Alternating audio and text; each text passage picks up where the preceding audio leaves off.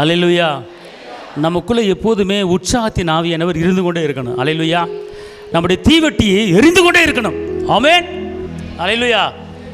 தீவெட்டி எரிஞ்சு கொண்டே இருந்தா திடீரென யார் வருவா? மணவாளன் வருவார். மணவாளன் வரும்போது எரியணும். நீங்கள் எரியாமல் இருக்கக்கூடாது. கதவு பூட்டப்பட்டுரும். ஆமென். அதாவது தீவெட்டி எரிவதுக்கு என்ன ஊற்றணும் சொல்லுங்கள்? என்ன ஊற்றணும் சொல்லுங்கள்? எண்ணெயை ஊற்றணும். அல்லேலூயா. எண்ணெய்ங்கிறது யாரை குறிக்கிறதுனா அபிஷேகத்தை குறிக்கிறது. அல்லேலூயா.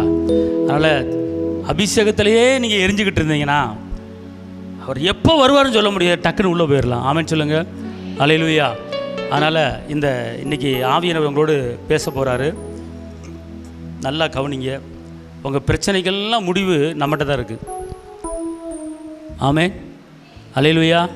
வாசிங்க ஏசாயா 61:3-7. சீயோனிலே துயரப்பட்டவர்களை சீர்படுத்தவும், அவர்களுக்கு சாம்பலுக்கு பதிலாக சிங்காரத்தையும், துயரத்துக்கு பதிலாக ஆனந்த தைலத்தையும், ஒடுங்கின ஆவிக்கு பதிலாக துதியின் உடையையும் கொடுக்கவும். அல்லேலூயா. இப்போ கவனிங்க. இன்னைக்கு உங்கள் மேலே என்ன ஆடை அணிந்திருக்கீங்க அப்படின்னு கேட்டால் இங்கே சொல்லப்பட்டிருக்கிறது துயரத்துக்கு பதிலாக, சாம்பலுக்கு பதிலாக, ஒடுங்கின ஆவிக்கு பதிலாக. அதாவது இன்றைக்கி துயரம் நம்மளை ஆளக்கூடாது, சாம்பல் நம்மளை ஆளக்கூடாது, இன்றைக்கி ஒடுங்கின ஆவி நம்மளை என்ன செய்யக்கூடாது, ஆளக்கூடாது. இது எல்லாம் நம்மளை விட்டு போகணும் அப்படின்னு கேட்டால் நம்ம மேலே ஒரு துதியின் ஆடை நம்ம மேலே என்ன செய்யணும், கடந்து வரணும். ஆமென் சொல்லுங்கள். அல்லேலூயா. அல்லேலூயா சொல்லுங்கள். பாருங்கள், இன்றைக்கி ஒரு துதி ஸ்தோத்திரம் உங்கள் உள்ளத்துக்குள்ளே, உங்கள் ஆவியில், உங்கள் ஆத்துமாவில், உங்கள் சரீரத்தில் எப்போதுமே இருந்துக்கிட்டே இருந்துச்சுன்னு வச்சுக்கொள்ளுங்களேன், துயரம் உங்களுக்கு வராது. துயரம் உங்களுக்கு வராது. அவர் சொல்கிறாரு, துயரத்துக்கு பதிலாக உங்களை நான் சீர்படுத்துவேங்கிறார். சாம்பலுக்கு பதிலாக நான் சிங்காரத்தை கொடுக்குறேன் அப்படிங்கிறார். ஒடுங்கின ஆவிக்கு பதிலாக நான் துதியின் உடையை உங்களுக்கு நான் கொடுக்குறேன் அப்படிங்கிறார். அப்போ நான் அதில் நீங்கள் ஆராதிக்கிறதுல உண்மையாக இருக்கணும். சும்மாவா 2 நாளாகம 20 அதிகாரத்தில் அந்த யோசபாத் என்ன பண்ணுறாரு, யுத்த வீரர்களை முன்னால் அனுப்பலை, துதிக்கிறவங்களை முன்னால் அனுப்புகிறாரு, பாட்டு பாடுறவங்களை முன்னாடி அனுப்புகிறாரு. பாட்டு பாட எதிராளி கீழே விழுறான். அதுக்கு தான் சத்தமாக துதிப்போம், சாத்தான மிதிப்போம் இயேசுவின் நாமத்தினால். அதாவது சத்தமாக துதிக்கும்போது சாத்தான் கீழே விழுகிறான். அல்லேலூயா. சத்தமாக சொல்லுங்க. அல்லேலூயா. அல்லேலூயா. சத்தமாக சொல்லுங்க. அல்லேலூயா சொல்லுங்க. துதி செய்ய தொடங்கின உடனே எனக்கு எதிராக செயல்படுகிற ஆயுதங்கள் எல்லாம் சொல்லுங்க. நான் ஆலயத்தில் துதி செய்ய தொடங்கின உடனே என் வாழ்க்கையில வெளியரங்கமாக கிரியை செய்கிற ஆயுதங்கள் வாய்க்காமலே போகிறது. கையத்தட்டி அபக்கு மகிமை செலுத்துங்க. அல்லேலூயா. அல்லேலூயா. துதி செய்ய தொடங்கியது எதிரிகள் தங்களுக்குள் வெற்றுண்டு மடிய செய்தி. துதி செய்ய தொடங்கியது எதிரிகள் தங்களுக்குள் வெற்றுண்டு மடிய செய்தி. உம்மாலாகு எல்லாமாகு, உம்மாலாகு எல்லாமாகு, ஆகாதது எதுவும் இல்லை, உம்மால் ஆகாதது எதுவும் இல்லை, ஆகாதது எதுவும் இல்லை, உம்மால் ஆகாதது எதுவும் இல்லை. அலங்கார வாசலிலே அலங்கோல முடவன் நடந்தானே இயேசு நாமத்தில். அலங்கார வாசலிலே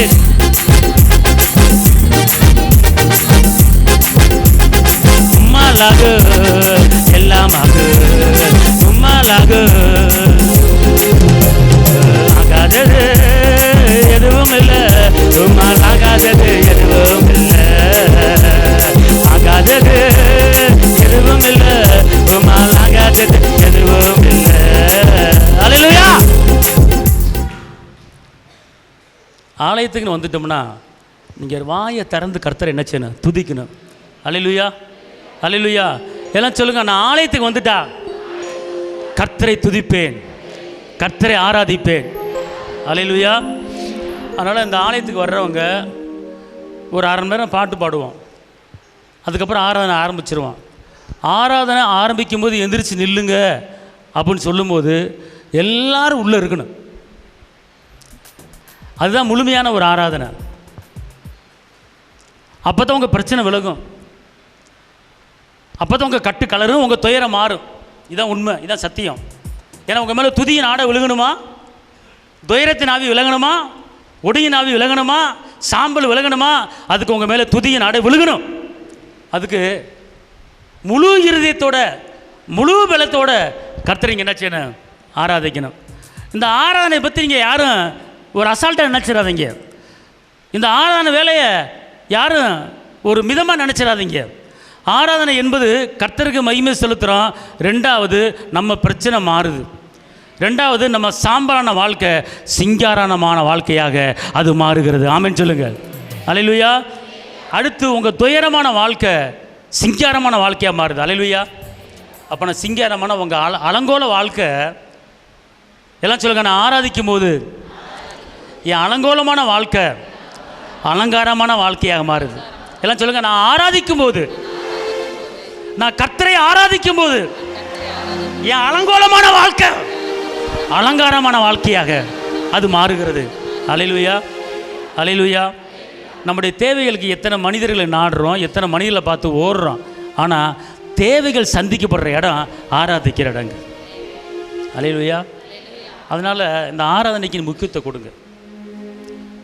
தேவ பிரசன்னத்தை உணர்ற மாதிரி ஆராதிங்க. தேவ மகிமை உங்க மேலே, துதிய நாடு உங்க மேலே விழுகுதா, அப்படி ஆராதிக்கணும். நீங்க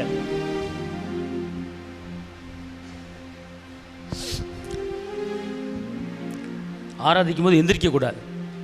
எந்திரிச்சு ஆராதிக்கணும், எந்திரிச்சு வெளியே போகக்கூடாது. அதாவது உண்மையான ஒரு ஆராதனை. அதான் பிலிப்பியர் 4 சொல்லப்பட்டிருக்கு, ஸ்தோத்திரத்தோடு கூட விண்ணப்பத்தை தேவனுக்கு தெரியப்படுத்துங்கள், அப்போது எல்லா புத்திக்கும் மேலான தேவ சமாதானம். அல்லேலூயா. இன்னொரு வசனம் வாங்கி சங்கீதம் 149 8-9, சங்கீதம் 149 8-9. அவர்கள் வாயில் கர்த்தரை உயர்த்தும் துதியும் அவர்கள் கையில் இருபுறமும் கருக்குள்ள பட்டயமும் இருக்கும். இந்த கணம் யாருக்கு? அவருடைய பரிசுத்தவான்கள் யாவருக்கும் உண்டாகும். அல்லேலூயா. இங்கே பாருங்களேன், ஒரு சத்தியத்தை நல்லா தெரிஞ்சு கொள்ளுங்க, ஒரு காரியத்தை நல்லா தெரிஞ்சு கொள்ளுங்க, துதிக்கிறனால நல்லா தெரிஞ்சு கொள்ளுங்க. உங்களுக்கு எதிராக செயல்படுகிற காரியங்களை நீங்கள் அதுக்கு நியாய தீர்ப்பு நீங்கள் வாயை திறந்து சொல்லலாம். நீங்கள் எழுதப்பட்ட நியாய தீர்ப்பை நீங்கள் சொல்கிறதுக்கு உங்களுக்கு தகுதி இருக்குது. எனக்கு எதிராக செயல்படுகிற ஆயுதங்கள் வாய்க்காத போகும் அப்படின்னு சொல்கிறதுக்கு உங்களுக்கு தகுதி வேணும். ஒரு வழியாக வருகிற போராட்டம் 7 வழியாக ஓடுவதாக அப்படின்னு சொல்வதுக்கு உங்களுக்கு தகுதி வேணும். எனக்கு விரோதமாக உருவாக்கப்படுகிற சூழ்ச்சிகள், துர்ச்செய்திகள், முறுமுறுப்புகள் இயேசுவின் நாமத்தில் வாய்க்காமலே செயலிழந்து போ அப்படி சொல்வதுக்கு உங்களுக்கு தகுதி வேணும். என் சரீரத்தில் கிரியை செய்கிற பலவீன ஆவியே வெளியே போ அப்படின்னு சொல்றதுக்கு உங்களுக்கு தகுதி வேணும். என் குடும்பத்துக்கு எதிராக பிரிவினையை கொடுக்கிற பிரிவினை ஆவியே உன்னை எதிர்க்கிற வெளியே போ அப்படின்னு சொல்றதுக்கு உங்களுக்கு தகுதி வேணும். மொரக்கபலா சும்மா சொல்ல முடியாது, சும்மா அதிகாரம் வராது. அப்ப யாருக்கு இந்த அதிகாரம்? யாரு சொல்லணும்? யார் எழுதப்பட்ட நியாய தீர்ப்பை செலுத்த முடியும்? யாருக்கு இந்த வல்லமை, யாருக்கு இந்த கிருபை, யாருக்கு இந்த அதிகாரம், யாருக்கு இந்த பலன் அப்படிங்கிறதுனா நீங்க சும்மா சொன்ன போகாது. உங்களுக்கு விரோதமாக எழும்புகிற பொல்லாத ஆவிகள் உங்களுக்கு விரோதமாக சொல்லும்போது போகணும். அது போகிறதுக்கு நீங்கள் என்ன செய்யணும்னு கேட்டால், அந்த மேலிருந்து வாசிங்க பார்ப்போம். இந்த அதிகாரத்தை மேலிருந்து வாசிங்க. எழுதப்பட்ட கர்த்தருக்கு புதுப்பாட்டை பாடுங்க, கர்த்தருக்கு புதுப்பாட்டை பாடுங்க, பரிசுத்தவன் சபையிலே அவருடைய துதி விளங்குவது. அப்போ எங்க துதி விளங்கணும் கேட்டால், சபையில் துதி விளங்கணும், சபையில் துதிக்கணும், சபையில் ஆராதிக்கணும். சபையில் துதிச்சாதான், சபையில் ஆராதிச்சுதான் நீங்கள் வீட்டில் போய் ஆராதிக்க முடியும், நீங்கள் வீட்டில் போய் துதிக்க முடியும். அப்போ இங்கே தான் ஆராதனையை எடுத்துக்கொள்ள வேண்டும். ஆராதனை பிரசனத்தை இங்கே தான் உணர முடியும். அந்த ஆராதனையில் உங்கள் கட்டு இங்கே தான் கலந்து விழுவோம். அப்புறம் என்ன போட்டிருக்கு? இஸ்ரவேல் தன்னை உண்டாக்கினவரில் மகிழவும், சீயோன் குமாரர் தங்கள் ராஜாவில் களிக்கூறவும் கடவர்கள். அவருடைய நாமத்தை நடனத்தோடு துதித்து தம்பூரினாலும் கிண்ணறத்தினாலும் அவரை கீர்த்தனம் பண்ண கடவர்கள். எப்படி கீர்த்தனம் பண்ணணும்? தம்பூரு, நடனம். நடனம் கூட ஆட வேணாம், விடுங்க. அது எதுக்கு? என்ன, நீங்கள் வாயை திறந்தாலே போதும், டான்ஸுக்கு தேவையில்லை. உங்களுக்கு பேர் நான் அடிக்கிறேன், சரிங்களா? நீங்கள் நடனம்லாம் ஆட வேணாம். நான் உங்களுக்கு போல் எப்படி ஸ்டெப் எடுக்கணும் நான் ஸ்டெப்பு போட்டுக்கிறேன். சரிங்களா? நீங்கள் வாயை திறந்தால் அதுவே எனக்கு ஒரு பெரிய ஒரு திருப்தி. ஆமென். அல்லேலூயா. அல்லேலூயா சொல்லுங்கள். எதுக்கு வாயை திறக்கணும் அப்படின்னு கேட்டால், உங்களுக்கு ஒரு அற்புதம் நடக்கிறதுக்கு தான் வாயை திறக்கணும், எனக்கு அல்ல. அல்லேலூயா. எதுக்கு உங்களை வாயை திறக்க சொல்கிறேன்? எதுக்கு உங்களை வாயை திறக்க சொல்கிறேன்? எல்லாம் சொல்லுங்கள். என்கிட்ட இருக்கிற ஒடுங்கின ஆவி, என்கிட்ட இருக்கிற துயரத்தின் ஆவி விலகணும்னா நான் வாயை திறந்து துதிக்கணும், நான் வாயை திறந்து ஆராதிக்கணும். அல்லேலூயா, அல்லேலூயா, அல்லேலூயா, அல்லேலூயா. அப்படின்னா துதிப்பேன் துதிப்பேன் அப்படின்னு சொல்லும் போது உங்களுடைய எண்ணங்களும் உங்கள் நினைவுகளும் உங்கள் வாயு உங்கள் சிந்தனையும் அந்த துதியில் அப்படியே இருக்கணும். நீங்கள் வாயில் துதிப்பேன் துதிப்பேன் துதித்து கொண்டே இருப்பேன், அப்போ தான் பாட்டு ஒரு பக்கம் பாடும், கையை செய்ய காட்டும், முகம் ஒரு பக்கம் அப்படிங்கும். அப்போ அந்த துதி அவருக்கு போகுமா? போகாதா? போகாது. அவர் இதயத்தின் நினைவுகளின் தோற்றங்களை என்ன செய்கிறாரு? அறிகிற தேவன். அப்போ நல்லா தெரிஞ்சுக்கொள்ளுங்க, உங்களுக்குள்ள ஒரு பலன், உங்களுக்குள்ள ஒரு வல்லமை, உங்களுக்குள்ள ஒரு அற்புதம், உங்களுக்கு ஒரு அதிசயம், அது செயல்பட வேண்டும்.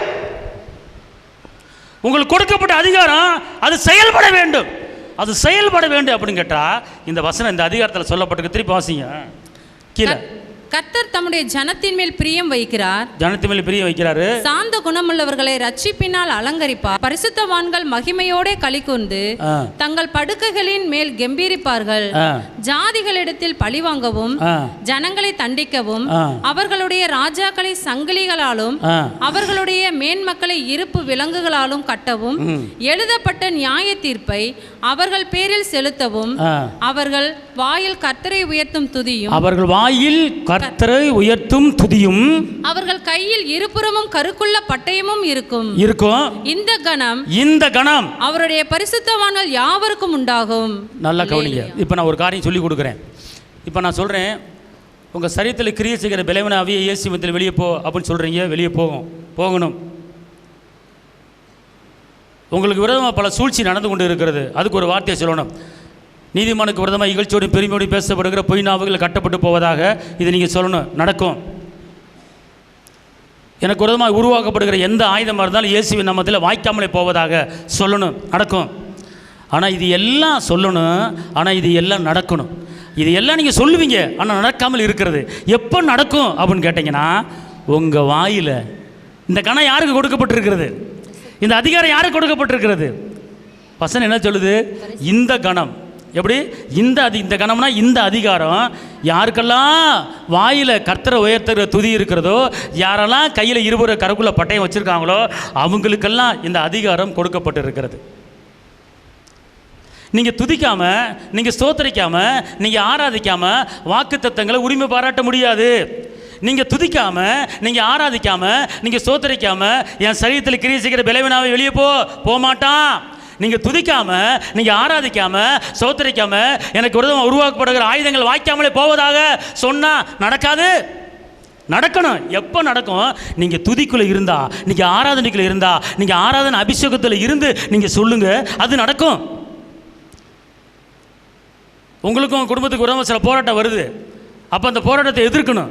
எபேசியர் 6:13 போராட்டத்தை எதிர்க்கணும். அப்போ எதிர்க்கும் போது அவன் உங்களை விட்டு ஓடணும். எப்போ ஓடுவான்னு கேட்டால், உங்களுக்குள்ளே துதி இருந்தால் தான், உங்களுக்குள்ளே வசனம் இருந்தால் தான் ஓடும்.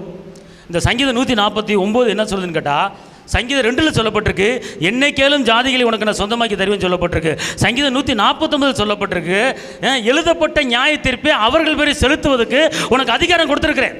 இந்த வேத புத்தகத்தில் எழுதப்பட்ட நியாய தீர்ப்பு இருக்கிறது. அது என்ன நியாய தீர்ப்பு? அது என்ன நியாய தீர்ப்பு அப்படி என்று கேட்டால், தேவ பிள்ளைகளுக்கு விரோதமாக பிசாசு சில போராட்டங்களை கொடுத்து கொண்டு இருக்கிறான். தேவ பிள்ளைகளுக்கு விரோதமாக பிரிவினை ஆவியை கொடுக்குறான், சண்டையை கொடுக்குறான், துர்ச்சீதியை கொடுக்குறான், முரட்டத்தை கொடுக்குறான், முறுமுறுப்பை கொடுக்குறான். இதெல்லாம் தேவ பிள்ளைங்க வாழ்க்கையில் நடக்குது. ஆனால் இதையெல்லாம் நீங்கள் என்ன செய்யணும்? வெளியேற்றணும். இதெல்லாம் அப்புறப்படுத்தணும். இதெல்லாம் வெளியேற்றணும். அப்படின்னா எப்படி வெளியேற்றுறது அப்படின்னு கேட்டால், இந்த வேதத்தில் எழுதப்பட்ட நியாய தீர்ப்பை அந்த பிரச்சனை மேலே வைக்கணும். நீங்கள் ஒரு பிரச்சனை உங்களை வந்து தாக்கிட்டு இருக்குன்னா அந்த பிரச்சனையை முறியடிக்கணும். ஏங்க, ஒரு குடும்பத்தில் வந்து ஒரு புருஷங்காரன் டைவர்ஸ் சொன்னா அவனை நின்ற இடத்துல உட்கார வச்சு மண்டையில் போடணும். நீ யார்? ராஜா வீட்டு பிள்ளை. யார்? அம்மா மாதிரி அக்கா மாதிரி சகோதரி மாதிரி அவன் வேணான்ட்டு ஒப்படை வைக்காத, உனக்குள்ள வல்லம் இருக்கு. நீ ஞானசன் எடுத்துட்ட, நீ ஞானசன் எடுத்துட்ட, ஜலத்தில் பிறந்திருக்கிற, உனக்குள்ள என்ன இருக்கு? பவர் இருக்கு, பவர் இருக்கு. அந்த பவரை என்ன செய்யணும்? பயன்படுத்தணும். நீ ராஜா விட்டு பிள்ளை. அல்லேலூயா சொல்லுங்க, அல்லேலூயா. அப்போ என்ன செய்யணும்? யாருக்கு எழுதப்பட்ட நியாய தீர்ப்பை அவன் பேரில் செலுத்தணும்னா நீ எப்படி இருக்கணும் அப்படின்னு கேட்டா எப்படி இருக்கணும்? பவர் எப்படி வரும்?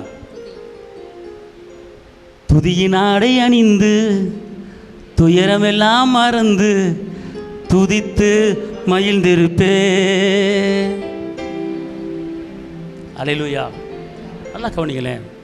உங்கள் பிரச்சனையை நீங்கள் முறியடிக்கணும், உங்கள் கஷ்டத்தை முறியடிக்கணும், எழுதப்பட்ட நியாய தீர்ப்பை அவன் பேரில் செலுத்தணும், அந்த பிசாசு பேரில். அப்போ இதுக்கு தகுதி என்ன அப்படின்னு கேட்டால், இந்த தகுதி யாருக்கு கொடுக்கப்பட்டிருக்கு? இந்த வசனத்தை நல்லா புரிஞ்சு கொள்ளுங்க. அதை சங்கீதம் 149 வாசிங்க திருப்பி. அவர்கள் வாயில் கர்த்தரை உயர்த்தும் துதியும், அவர்கள் வாயில் கர்த்தரை உயர்த்த துதியும், அவர்கள் கையில் இருபுறமும் கருக்குள்ள பட்டயமும் இருக்கும்.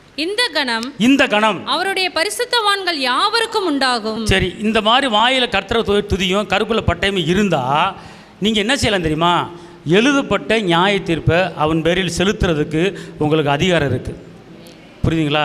மாத்திரமல்ல, ஒரு வசனம் அதிலே சொல்லுது, நீங்கள் படுக்கையிலே களி கூர்ந்து. அதை வாசிங்க அந்த வசனத்தை. பரிசுத்தவான்கள் மகிமையோட களி கூர்ந்து தங்கள் படுக்கைகளின் மேல் கெம்பீரிப்பார்கள். தங்கள் படுக்கை மேல கெம்பீரிப்பார்கள். அல்லேலூயா. அப்பனா நீங்க படுக்கையில் என்ன செய்வீங்க தெரியுமா? காலை எந்திரிக்கும் போது கெம்பீரிச்சு யாராச்சும் எந்திரிப்பாங்களா? எந்திரி எந்திரி அப்படின்னா எந்திரிக்க 10 வாட்டி சொல்லணும், அப்போ தான் எந்திரிப்பாங்க. ஆனால் கெம்பீரிச்சு எந்திரிக்கணும். அல்லேலூயா.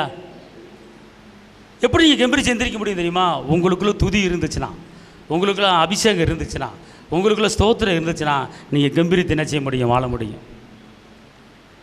ஜெபிக்கிற ஜெபத்துக்கு ஏன் பதில் கிடைக்கல அப்படின்னா அதுக்கு காரணம் இருக்குது.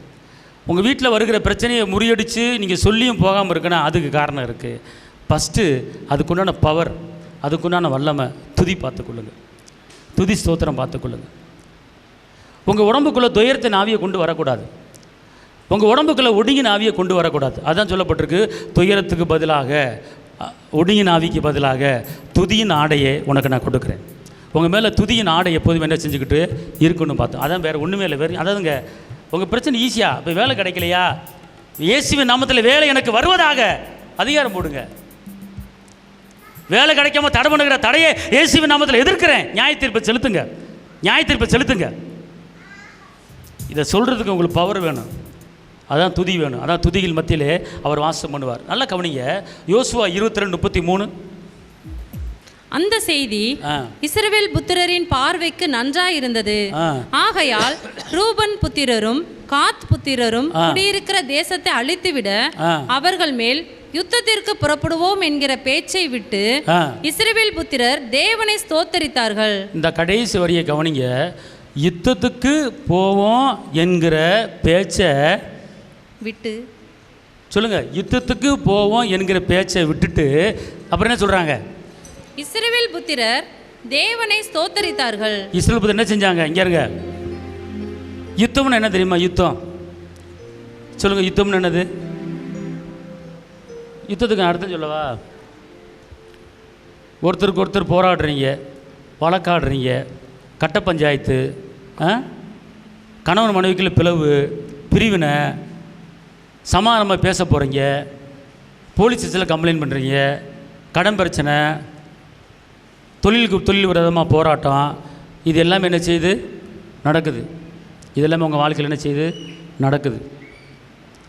அப்போ இப்படி நடக்கும்போது கர்த்தர் சொல்கிறாரு, இங்கே இருங்க, போவோம் என்கிற யுத்தத்துக்கு போவோம் என்று சொல்கிறத விட்டு நிறுத்திட்டு யுத்தத்தை என்ன செய்கிறாங்க? நிறுத்திட்டு என்ன பண்ணுறாங்க? நிறுத்திட்டு என்ன சொல்கிறாங்க? கீழே இஸ்ரவேல் புத்திரர் தேவனை ஸ்தோத்தரித்தார்கள். தேவனை என்ன செஞ்சாங்க? அப்புறம் இதில் என்ன தெரியுது? நீங்கள் ஒரு பிரச்சனைக்கு போகும்போது, நீங்கள் ஒரு கோர்ட்டு கேஸுக்கு போகும்போது, நீங்கள் ஒரு இன்டர்வியூ அட்டன் பண்ணும்போது, நீங்கள் ஒரு வேலைக்கு போகும்போது, நீங்கள் ஒரு பிஸ்னஸை துவங்கும்போது, நீங்கள் ஒரு ஆள்கிட்ட சில பிரச்சனைகளை போகும்போது அதை நிறுத்திவிட்டு நீங்கள் செய்ய வேண்டிய வேலை, நீங்கள் துதி ஸ்தோத்திரத்தை நீங்கள் என்ன செய்யணும்? ஏறெடுக்கணும். ஏறுங்களேன். தாவீதை பார்த்து கர்த்தர் சொல்கிறாரு, என் இருதயத்துக்கு ஏற்றவன் சொல்கிறாரு. ஏன் அப்படி சொன்னார் தெரியுமா? தாவீது பாவம் பண்ணார், ஆனால் அப்படி பாவம் பண்ணாலும் மன்னிப்பு கேட்டுட்டாரு. ஆனால் கர்த்தர் சொல்கிறாரு, தாவீதை காட்டிலும் மோசே தான் பயங்கரமாக உழைச்சிருக்கிறார். எகிப்தில் 10 அற்புதம் பண்ணியிருக்கிறார். வனாந்தரத்தில் அற்புதம் நடந்திருக்கு, மோசே கையில் நடந்திருக்கிறது. அத்தனை லட்சக்கணக்கான மக்களை வழி நடத்திட்டு வந்தாங்க. அத்தனை லட்சக்கணக்கான மக்கள் வந்தாங்க. ஆனால் தாவீதை காட்டிலும் மோசே தான் ரொம்ப பாடுபட்டிருக்காரு. மக்கள் வஞ்சிருக்காங்க, மக்கள் திட்டிருக்காங்க, மக்கள் எல்லாம் செஞ்சுருக்கிறாங்க. ஆனால் தாவீதை பார்த்து கர்த்தர் சொல்கிறாரு, நீ இருதயத்துக்கு ஏற்றவன் அப்படிங்கிறார். மோசே கூட அப்படி சொல்ல கிடையாது, பார்த்துக்கொள்ளுங்க. அப்போ என்ன தெரியுமா காரணம்? இங்கே இருங்க, அதுக்கு என்ன தெரியுமா காரணம்? வாசிங்க 1 நாளாகமம் 23:3 வாசிங்க. அப்பொழுது 30 வயது முதல் அதற்கு மேற்பட்ட லேவியர் பேர் பேராக எண்ணப்பட்டார்கள். தலை தலையாக எண்ணப்பட்ட அவர்களுடைய இலக்கம் 31,000. அவர்களில் 24,000 பேர் கர்த்தருடைய ஆலயத்தின் வேலையை விசாரிக்கிறவர்களும் 6,000 பேர் தலைவரும் மணியக்காரருமாய் இருக்க வேண்டும் என்றும் 4,000 பேர் வாசல் காக்கிறவர்களாய் இருக்க வேண்டும் என்றும் துதி செய்கிறதற்கு. இங்க பாருங்க, தாவீது ஆலயத்தில் 24 hours துதிக்கிறதுக்கு ஒரு 4,000 பேர்த்த 24 hours வச்சிருக்கிறார் ஆலயத்தில். அப்போ இதுல என்ன தெரியுது? துதிக்கு எவ்வளோ முக்கியத்துவம் கொடுக்குறாரு, ஆராதனைக்கு எவ்வளோ முக்கியத்துவம் கொடுக்குறாரு. கவனிங்க, 24 மணி நேரமும் ஆலயத்தில் துதி துதி துதி துதிப்பேன் துதிப்பேன் துதித்து கொண்டே இருப்பேன் அப்படின்னு 4,000 பேர், ஒரு ஆள் 4,000 பேர்த்த சம்பளத்தை கொடுத்து வச்சிருக்கிறாருங்க. ஏன்? அந்த ராஜாவை மகிமைப்படுத்துவதற்கு, அந்த ராஜாவை உயர்த்துவதற்கு 24 hours கர்த்தர் மகிமை. பகலும் இரவும் பகலும் இரவும் அந்த பரலோகத்தில் தேவனை துதிக்கிறது போல இந்த பூமியிலே துதிக்க வேண்டும் என்று சொல்லி 4,000 பேர்த்த ஆலயத்தில் வச்சு தாவீதை துதிக்க வச்சிருக்கிறார்னா அவர் எப்படிப்பட்டவர்? அவர் எப்படிப்பட்ட ராஜா? அவர் உள்ளத்தை எப்படி கர்த்தர் அறிஞ்சு வச்சிருக்கிறாரு? கர்த்தர் உள்ளத்தை இவர் எப்படி அறிஞ்சு வச்சிருக்கிறாரு? கர்த்தரை எப்படி மகிமைப்படுத்தணும்? கர்த்தரை எப்படி, ஏன்னா ஆடு மேய்ச்சிக்கிறத என்ன ராஜாவை மாத்தினவரை 4,000 பேரை வச்சு 24 hours நான் துதிக்க வைப்பேன்னு சொல்லி துதிக்க வச்சிருக்கிறாருங்க. இன்னைக்கு நம்ம ஒரு 2 மணி நேரம் கர்த்தரை மகிமைப்படுத்துறதுக்கு வாங்க அப்படின்னா முக்கியத்துவம் கொடுக்க மாட்டேறீங்க. ஏன் தாவீது ராஜா வாழ்க்கை நம்மளுக்கு கிடைக்கல அப்படின்னு கேட்டால், துதிக்கு முக்கியத்துவம் கொடுக்கல, ஸ்தோத்திரத்துக்கு முக்கியத்துவம் கொடுக்கல. ஏங்க எவ்வளவு பெரிய மலை போல உனக்கு பிரச்சனை இருக்கட்டும், அந்த பிரச்சனையை துதியின் மத்தியில் ஒட்டக்க முடியும். உனக்கு வேலை கிடைக்கலையா? ஒட்டா இயேசுவின் நாமத்தில் மக்கா ரபூலா. அங்கங்க ஓடாதீங்க, கர்த்தர் சமூகத்தில் துதிக்க ஏறிடுங்க, துதிச்சு பாருங்க, ஆராதிச்சு பாருங்க. அவர் சொல்றாருங்க, ஆலயத்தில் துதிக்கிறவன் 4,000 பேர்த்தை ஏற்படுத்தி வச்சிருக்கிறாரு. அப்போ எந்த அளவுக்கு கர்த்தரை மகிமைப்படுத்துறதுக்கு அவர் எவ்வளவு ஒரு வாஞ்சியா இருக்கிறாரு பார்த்துக்கொள்ளுங்க தாவீது. அதான் கர்த்தர் சொல்றாரு, என் இருதயத்துக்கு ஏற்றவன். துதிக்கிற இடத்துல ஒரு பிரச்சனை இருக்காதுங்க, உங்க தேவைகள் சந்திக்கப்படுங்க. புரியுதா? அதான் 2 நாளாம் 20 அதிகாரத்தில் யோசேப்பு என்ன பண்றாரு? யுத்த வீரர்கள் பூரா பின்னாடி போன்ட்டார். அல்லேலூயா. யுத்த வீரர்லாம் பின்னாடி, யூதா கோத்திரம் முன்னாடி போ, துதிக்கிற முன்னாடி போ, பாடுறவன் முன்னாடி போ. பாடுறவன் முன்னாடி போன உடனே, துதிக்கிறவன் முன்னாடி போன உடனே நடக்கிற காரியம் என்ன நடந்துச்சு? என்ன நடந்துச்சு தெரியுமா? கத்தி வச்சிருக்கவன், கப்படா வச்சிருக்கிறவன், சண்டை போடுறவன், யுத்தம் தெரிஞ்சவன், குத்து சண்டை தெரிஞ்சவன், மேலே சண்டை போடுறேன் கீழே சண்டை போடுறேன், பல்ட்டி அடித்து சண்டை போடுறவன் தெரியும். நல்லது, நீ கொஞ்சம் பின்னாடி வா. ஐயா நான் யுத்தம் வேறையா இருக்கட்டும் ஐயா, யுத்தத்துக்கு முன்னால் துதி ஒன்று செய்ய, ஓடு பின்னாடி போ.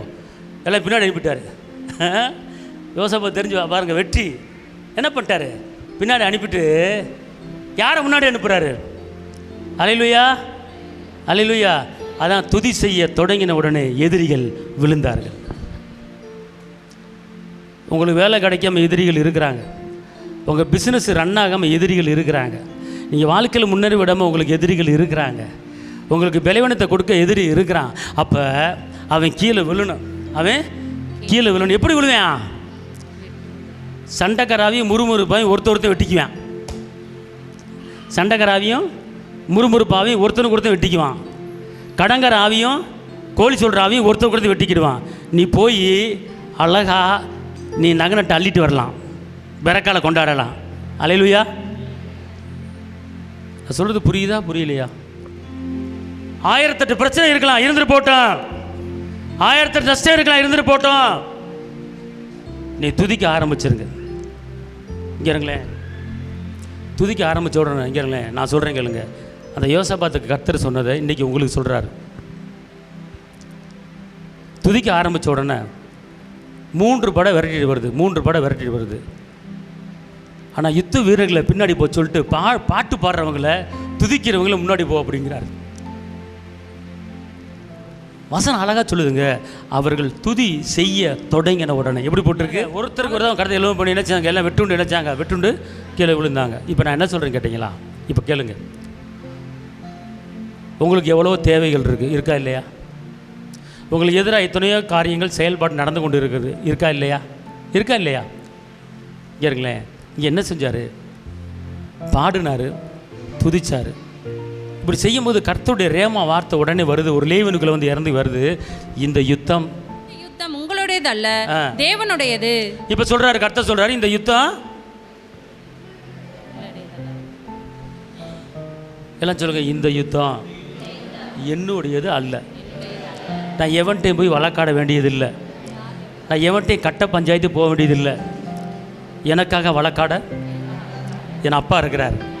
யோசபாத்துக்கு வழக்கானது போல எனக்கு வழக்காடுவார். அல்லேலூயா. புருஷன் பொண்டாட்டி கட்ட பஞ்சாயத்து வருதா? இந்த சம்பவத்தை சொல்லுங்க. ஈஸியாக நடந்திருக்கு. இந்த மாதிரிலாம் பேசியிருக்கேன் நான், நடந்திருக்கு. கவனிங்க, பிரச்சனை ஈஸியாக உங்களால் முறியடிக்க முடியுங்க. வேலை பார்க்குற இடத்துல உங்களுக்கு பிரச்சனை ஈஸியாக முடியும். எழுதப்பட்ட நியாயத்திற்கு ஆண்வேலை செலுத்தணும். இந்த கணம் உங்களுக்கு உண்டாயிருக்கிறது. ஆமென் சொல்லுங்க. அல்லேலூயா, அல்லேலூயா. எவ்வளோ பவர் நம்மளுக்கு கொடுத்துருக்கிறார் தெரியுமா? எவ்வளோ அதிகாரம் நம்மளுக்கு கொடுத்துருக்கிறார் தெரியுமா? அந்த அதிகாரத்தையும் பவரையும் வச்சுக்கிட்டு, பவர் எப்படி பெற்றிருக்கிறது? எப்படி நியாயத்திற்கு ஆண்வேலை செலுத்த முடியும்? துதிச்சா, வேத வசனம் நம்மகிட்ட இருந்தால் அழகாக நீங்கள் என்ன செய்யலாம்? முறியடிக்கலாம். கவனிங்க, புரியுதா? உங்களுக்கு புரியுதா? சோத்திரத்தினால எங்கே இருங்க, சோத்திரத்தினால கிருபை பெருகுன்னு சொல்லப்பட்டிருக்கு. அல்லேலூயா. அப்போ இங்கே இருங்க, துதிக்கும் போது தேவ பிரசனம் இறங்கும் போது உங்கள் மேலே ஒரு பிரசனத்தை உணர்ற மாதிரி நீங்கள் ஆராதிக்கணுங்க. எனக்கு அதான் ரொம்ப ஆசையாக இருக்கும். பார்த்துக்கணும், நீங்கள் ஒரு வசனத்தை வாசிங்க. 2 நாளாகமத்தில் 5:13-14. அவர்கள் ஒருமிக்க பூரிகைகளை ஊதி ஏக சத்தமாய் கர்த்தரை துதித்து ஸ்தோத்திரித்து பாடினார்கள். ஆசாரியர் பரிசுத்த ஸ்தலத்திலிருந்து புறப்படுகையிலும் பாடகர் பூரியைகள் தாளங்கள் கீத வாத்தியங்களுடைய சத்தத்தை தொனிக்க பண்ணி கர்த்தர் நல்லவர், அவர் கிருபை என்றும் உள்ளது என்று அவரை ஸ்தோத்திரிக்கையிலும் கர்த்தருடைய வீடாகிய தேவாலயம் மேகத்தினால் நிறையப்பட்டது. அல்லேலூயா. மேகம் வந்து இங்க இருங்க, ஆலயத்துக்குள்ள வந்து நிறைஞ்சிருச்சு. தேவ பிரசன்னம், தேவ மகிமை ஆலயத்துக்குள்ள மூடிருச்சு. இந்த ஒரு அனுபவம் வந்து ஒவ்வொரு விசுவாசிக்கு இருந்துச்சுன்னு வச்சுக்கொள்ளுங்களேன், ஒரு இம்மி அளவு போராட்டம் கூட உன் உடம்புல இருக்காது. ஒரு இம்மி அளவு துக்கம் கூட, துயரம் கூட, ஒடியின் ஆவி கூட உடம்புல இருக்காது. இந்த பிரச்சனத்துக்குள்ள வரணும். எப்படி? அவர் துதி செய்ய தொடங்கின உடனே, அவர் ஆராய்ச்சோன்னா மகிமை என்ன செஞ்சிருச்சு? ஆலயத்துக்குள்ளே இறங்கிருச்சு. அதுக்கு தான் நான் சொல்கிறேங்க, அதுக்கு தான் சொல்கிறேன். எனக்கு ஏன் டென்ஷன் ஆகுது, ஏன் ஆராதனை வேலையில் நான் வந்து கடிந்து கொள்கிறேன் அப்படின்னு கேட்டால், ஆராதனை வேலையில் அதாவதுங்க கர்த்தருக்கு நன்றி சொல்ல வர்றோம், நம்ம கர்த்தரை துதிக்க வர்றோம். அதில் வந்து ஒரு சின்சியராட்சி, ஒரு கவனம், முழு உள்ளம், முழு பலன். அவரை மையப்படுத்து. உம்மை துதிக்கிறேன், உம்மை ஸ்தோத்தரிக்கிறேன், உம்மை போற்றுகிறேன், உம்மை வாழ்த்துகிறேன், உம்மை வணங்குகிறேன். நீர் நல்லவர், நீர் பெரியவர், நீர் உன்னதர், நீர் உயர்ந்தவர், நீர் அற்புதர், கனத்துக்குரியவரே, போற்றுதலுக்குரியவரே, அப்பா பிதாவே, அப்பா அம்மா உயர்த்துகிறேன் அப்படின்னு வாயை திறந்து நீங்கள் அப்படி வாழ்த்தி பாருங்கள், அப்படி புகழ்ந்து பாருங்கள், அப்படி துதிச்சு பாருங்கள். அப்படியே மகிமை உங்கள் மேலே அப்படியே இறங்கும். பார்த்துக்கிறது அப்படியே தேவ பிரச்சனை உங்கள் மேலே இறங்கும்போது உங்களுக்கு குறுக்கு வலி, முட்டு வலி, முடக்கு வலி, இடுப்பு வலி, தலைவலி, கால் வலி, எந்த வலி இருந்தாலும் உங்கள் சரீரத்தை விட்டு வெளியேறுவதை நீங்கள் உணர முடியும். அப்படிப்பட்ட ஒரு ஆராதனை உங்களுக்கு வேணும், அப்படிப்பட்ட ஆராதனை அபிஷேகம் உங்களுக்கு வேணும். மாத்திரமல்ல, இன்னொரு காரியம், நீங்கள் தேவ பிரசனத்தை நீங்கள் உணர்ந்தீங்கன்னா, தேவ பிரசனம் உணர்ந்து நீங்கள் ஆராதிச்சிங்கன்னா, வெளியரங்கமாக கிரியை செய்கிற எல்லா போராட்டங்களை எப்படி யோசபாத்துக்கு கீழே விழுந்ததோ, எப்படி ஒருவருக்கு விட்டு விழுந்தார்களோ, அதே போல உங்க பிரச்சனை கீழே விழுங்க.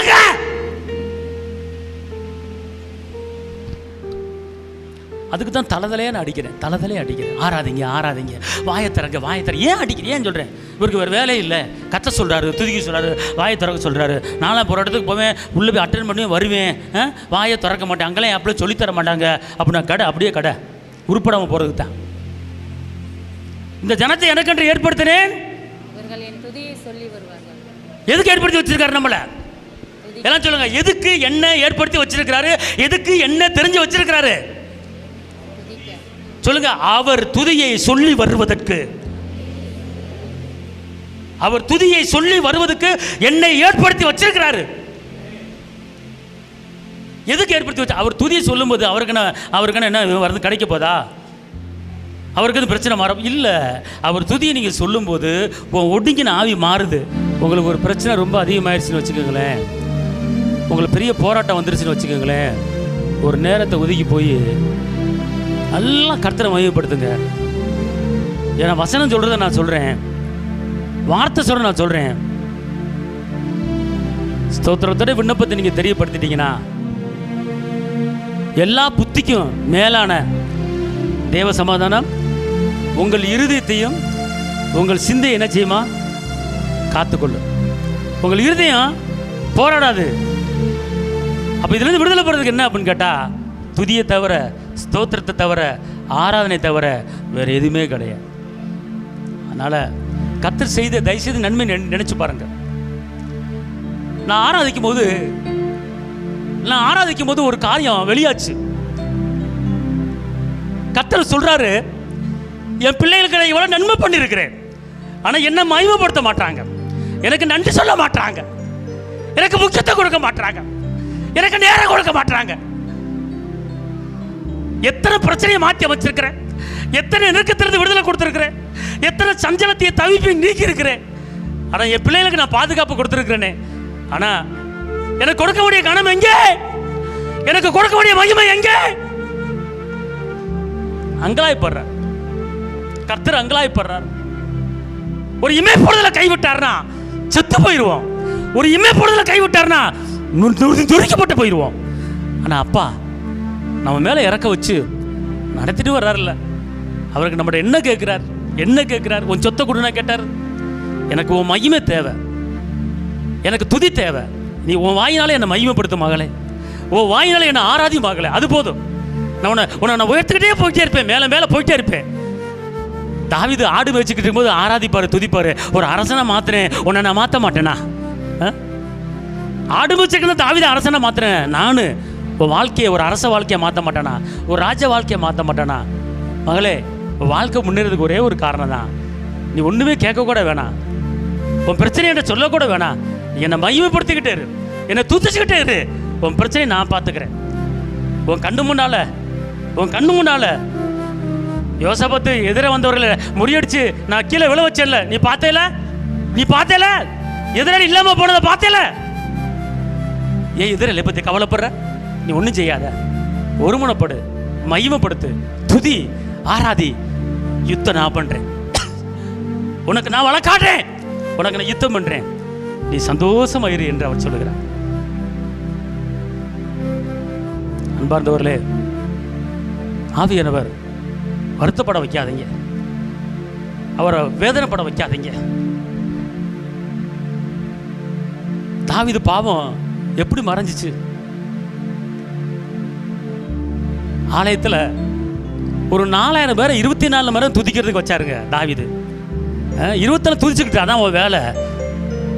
எவ்வளோ ஒரு கர்த்தர் மேலே ஒரு பட்டுதல் வச்சிருக்காரு. நம்ம ஞாயிற்றுக்கிழமை ஒரு ஆராதனைக்கு வாங்க அப்படின்னா வர முடியல, ஆனால் 24 hours துதிக்க வைக்கிறாரு. அதனால தான் அவர் ராஜாவை மாறினாருங்க, அதனால தாங்க மக்களை ஆண்டாருங்க. அவர் அரண்மனைக்கு பின்னால் செங்கல் போல தங்க கட்டி இருந்துச்சு ஆலயத்தை கட்டுறதுக்கு. கேதுரு மரமும் கிண்ணற மரமும் விலை வந்த மரங்கள் இருந்துச்சு ஆலயத்தை கட்டுவதற்கு. அவ்வளோ ஒரு செல்வ சீமானா இருந்தார். காரணம் ஒரே காரணம் தான். அவர் ஒன்றும் உழைக்கலை, பிஸ்னஸ் பண்ணல, தொழில் பண்ணலை. ஒரே ஒரு காரியம் தான் பண்ணார். என்ன பண்ணார்? துதிச்சார், ஸ்தோத்திரிச்சார். இன்னைக்கு அதை நம்ம செய்யறதுல என்னங்க குறைஞ்சிட போகிறோம்? அந்த மாதிரி செய்யறது நம்ம என்னங்க ஆயிட போகிறோம்? வாயை திறந்து துதிக்க போகிறோம், வாயை திறந்து பாட போகிறோம், அவ்வளோதான். நம்மளுக்கு கிடைக்கிற பிரதிபலன் பயங்கரமாக இருக்க போகுது. ஆவியானவர் உங்களோடு சொல்லி கொண்டு இருக்கிறார். உன் பிரச்சனையை பெருசாக பார்க்காத, துதி. உன் பாடுகளை பெருசாக பார்க்காத. உன் உடம்புல துயரத்தின் ஆவி இருக்கு, உன் உடம்புல ஒடுங்கின ஆவி இருக்கு, உன் உடம்புல சாம்பலின் ஆவி இருக்கு. இது வெளியே போகணும்னா உன் உடம்புல துதியின் ஆடை வரணும், துதியின் ஆடை வரணும். இந்த வார்த்தைக்கு செவி கொடுங்க, கர்த்தருடைய வார்த்தைக்கு செவி கொடுங்க. உங்கள் பிரச்சனை ஈஸியாக மாறும். தாவீது வர வர விருத்தி அடைஞ்சாருன்னா அதுக்கு என்ன காரணம்? துதி. உன் கிறிஸ்துவ ஜீவியம், உன் ஆவிக்கிற வாழ்க்கை முன்னேறணும், உன் தொழில் முன்னேறணும், உன் வியாபாரம் முன்னேறணும், மேலே மேலே மேலே போய்கிட்டே இருக்கணும், கீழே ஆகக்கூடாது. அதுக்கு மெயின் பாயிண்ட் துதி, நன்றி பலி, ஸ்தோத்திரம், ஆராதனை. இதை மட்டும் பண்ணு, இதை மட்டும் பண்ணிக்கிட்டே இரு. வசனம் சொல்லுது, தாவீது வர வர விருத்தி அடைஞ்சார். அந்த தாவீதின் விருத்தி உங்களுக்கு வேண்டுமா? தாவீதின் ஆராதனை அபிஷேகம் உங்களுக்குள்ள வரணும். கவனிங்க, கர்த்தர் உங்களோட பேசிக்கிட்டு இருக்கார். மகளே, நீ வீட்டில் சும்மா இருக்கும்போது நீ துதி, நீ ஆராதி. செங்கடலை பிளந்து அந்த எதிராளியை உள்ள போட்டு மூடினாரு. மீரியம் கர்த்தருக்கு மகிமை செலுத்தினார், நன்றி சொன்னார். அநேக பெண்களை கூட்டிக் கொண்டு ஒருமித்து அவர்கள் கிண்ணறத்தை வாசித்து அவர்கள் தேவனுக்கு மகிமையை ஏறெடுத்தார்கள். தேவன் மகிமைப்பட்டார். செங்கடலை பிளப்பது சாதாரண காரியம் இல்லை, மகிமைப்படுத்துகிறார். உங்கள் வாழ்க்கையில் எத்தனை வழிகளை கர்த்தர் திறந்திருக்கிறார், எத்தனை அடைக்கப்பட்ட கதவை கர்த்தர் உனக்கு திறந்திருக்கிறாரு. உன் பிள்ளைக்கு எத்தனை கதவை திறந்திருக்கிறாரு, உன் குடும்பத்துக்கு எத்தனை கதவை திறந்திருக்கிறாரு. நன்றி சொல்ல வேண்டாமா? துதிக்க வேண்டாமா? ஆராதிக்க வேண்டாமா? மகிமையை ஏறெடுக்க வேண்டாமா? கர்த்தரை எதிர்பார்க்கிறார்.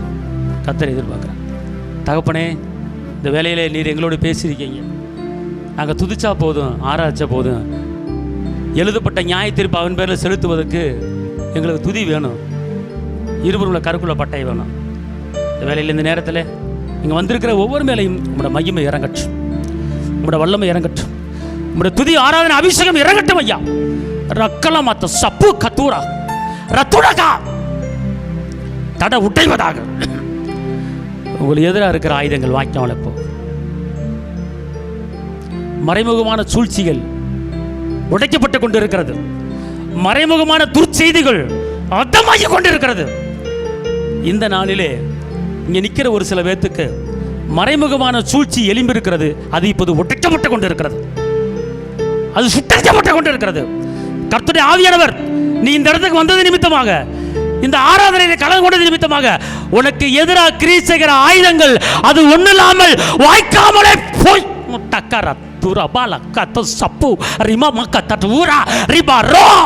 அழிவதாக, உடைவதாக, அடைக்கப்பட்ட வாசல் திறக்கப்படுவதாக.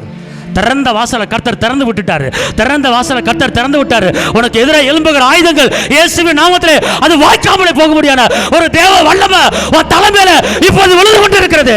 உன் மேல ஒரு விடுதலையின் ஆவியானவர் ரபுலா சப்பா பாப்பா பாப்பா பக்கத்து ரபோக்கு தர்றாரா.